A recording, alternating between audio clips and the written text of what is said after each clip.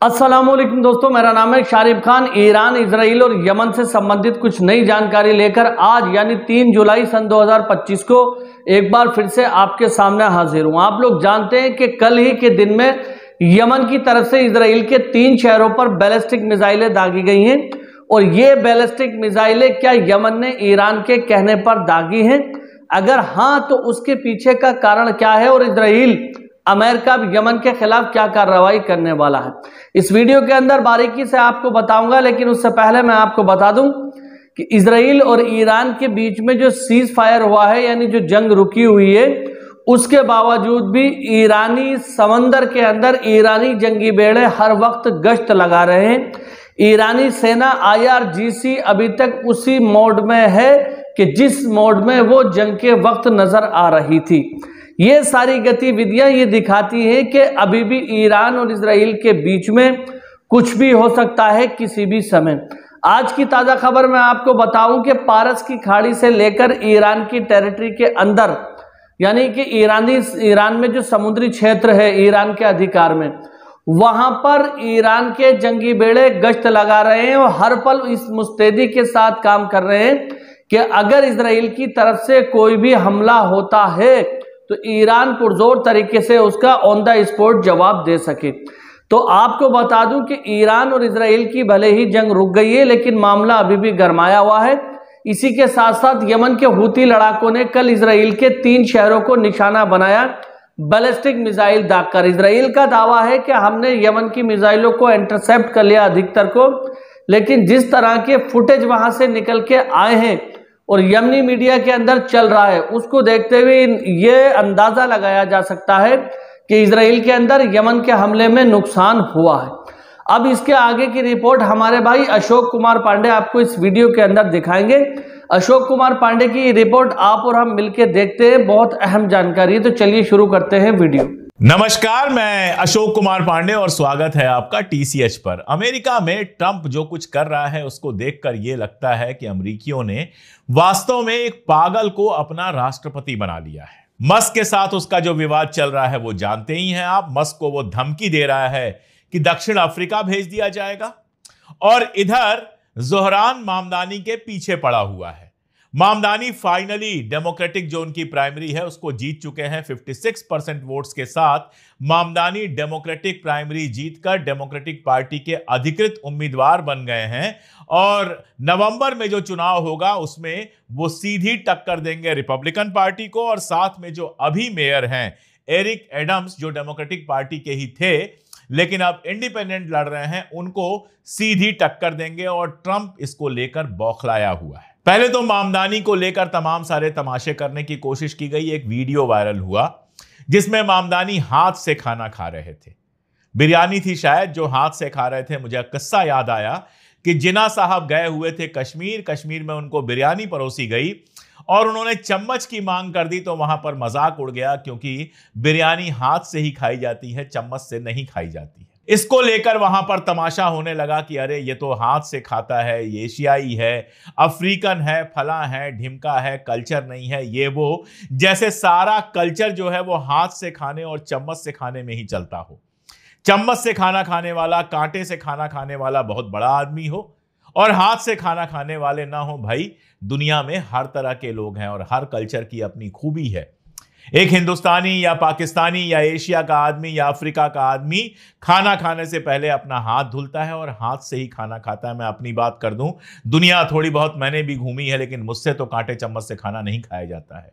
और वो भी चावल, जब तक उंगलियां ना लगे चावल से तो पेट ही नहीं भरता है। चम्मच से खा लो तो ऐसा लगता है भूखे रह गए।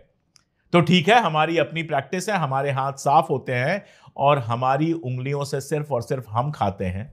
जबकि रेस्टोरेंट में जिस तुम कांटे से खाते हो उससे सैकड़ों लोग पहले खा चुके हैं और सैकड़ों लोग बाद में खाएंगे। और हमें सभ्यता कौन सिखा रहे हैं? वो जो इतने सालों में निपटने के बाद धुलना भी नहीं सीख सके, कागज से पोंछ के काम चलाते हैं, वो दुनिया को कल्चर सिखाएंगे। खैर, तो मामदानी को बदनाम करने के लिए तमाम सारे वीडियो बनाए गए। एक वीडियो बनाया गया जिसमें एक लेडी रेलवे स्टेशन पर जाती है तो बिल्कुल इस्लामिक तरीके से उसका स्वागत हो रहा है, बाकी सब हो रहा है। कहने का मतलब यह कि ये लोग कह रहे हैं कि मामदानी अगर न्यूयॉर्क का मेयर बन गया तो उसको एक मुस्लिम स्टेट में कन्वर्ट कर देगा। क्या बेवकूफी है। और इतने से ही पेट नहीं भरा तो मामदानी की वाइफ का फोटो वायरल कराया गया और कहा गया ये तो ज्यादा मुसलमान नहीं लगती हैं, क्योंकि वो हिजाब या पर्दे में नहीं थी, नॉर्मल ड्रेस में थी। तो एक तरफ तुम ये कह रहे हो कि वो मुसलमान नहीं है, दूसरी तरफ उसके मुसलमान होने के चलते पूरा न्यूयॉर्क जो है वो मुस्लिम कंट्री बन जाएगा।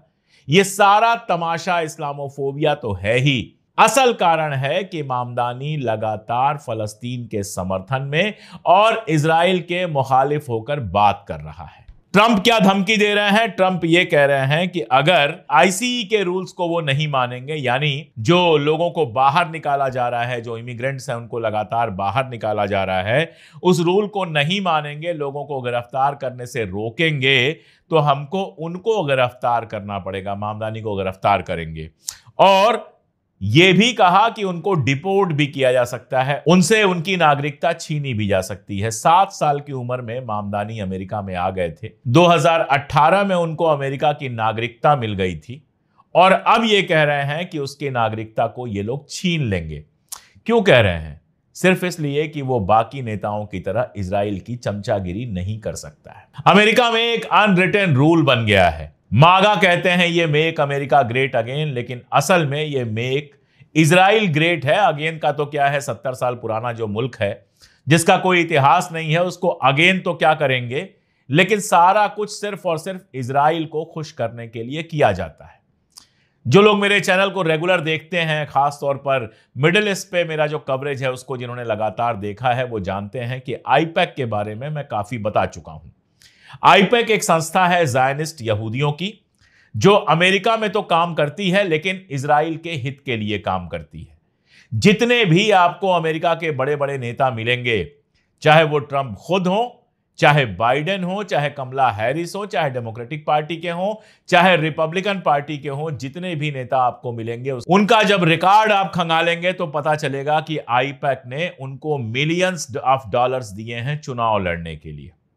यानी वो पैसे देता है चुनाव लड़ने के लिए, लॉबिंग कराता है, चुनाव में पूरी मदद करता है, चुनाव जितवाता है और उसके बाद चुनाव जीतने के बाद वो लोग अमेरिका के लिए नहीं, इजराइल के लिए काम करते हैं। यही तो वजह है कि इजराइल को लगातार हथियार, लगातार पैसे, लगातार इमदाद भेजी जाती है। और ये तब है जब इजराइल के अंदर जो मेडिकल फैसिलिटीज हैं वो फ्री हैं, नागरिकों को दुनिया भर की सुविधाएं दी जाती हैं, और अमेरिका में टैक्सेशन लगातार बढ़ता जा रहा है, अमेरिका में कर्जा लगातार बढ़ता जा रहा है, और ट्रंप की पूरी कोशिश जो है वो लोगों से ज्यादा सुविधाएं छीनने की है। तो दोस्तों, उम्मीद करता हूं इस वीडियो को देखकर आपको काफी कुछ जानने को मिला होगा। इजराइल ये समझता था अब तक कि मैं मिडिल ईस्ट के अंदर सबसे बड़ी ताकत हूं, मुझसे टकराने में या मुझसे भिड़ने में या मैं जो हमले करता हूं उसको रोकने के लिए कोई भी ऐसा अरबी मुल्क नहीं है जो हमारे हमलों को रोक सके। लेकिन हाल ही में बीते दिनों में आप लोगों ने देखा कि ईरान ने यह दिखा दिया है कि मिडिल ईस्ट के अंदर सुप्रीम हम ही हैं, तुम सुप्रीम नहीं हो। हालांकि 50,000 से ज्यादा सैनिक अमेरिका के मिडिल ईस्ट में अलग अलग देशों के अंदर सैन्य ठिकानों पर रहते हैं, जिनकी मदद से अमेरिका ने B-2 बॉम्बर से ईरानी परमाणु साइट को निशाना बनाया था। एक तो इजराइल का अपना जितनी भी फौज है और जंगी जखीरा है वो है, उसी के साथ साथ मिडिल ईस्ट के अंदर अमेरिका के जो सैन्य बेस बने हुए हैं वो भी लगातार इजराइल को सपोर्ट करने की कोशिश करते हैं। ऐसे में इन सारी ताकतों को रोक कर, इन सारी ताकतों को मद्देनजर रखते हुए ईरान इजराइल पर और अमेरिका के सैन्य ठिकाने पर हमला कर देता है। तो क्या ईरान के पास ऐसी कोई बड़ी ताकत मौजूद है? क्या ईरान जानता है कि मैं अमेरिका के और इजराइल के हमलों को रोक सकता हूं और अपना डिफेंड कर सकता हूं? कमेंट में जरूर बताएं। ईरानी ताकत से संबंधित बहुत सारी चीजें आप लोग जानते हैं कि आए दिन अखबार और इंटरनेट पर वायरल हो रही हैं। दोस्तों, अगर आप हमारे चैनल पर पहली बार आए हैं तो चैनल को सब्सक्राइब जरूर करें। मिलते हैं अगली वीडियो में, तब तक के लिए खुदा हाफिज, जय हिंद, जय भारत।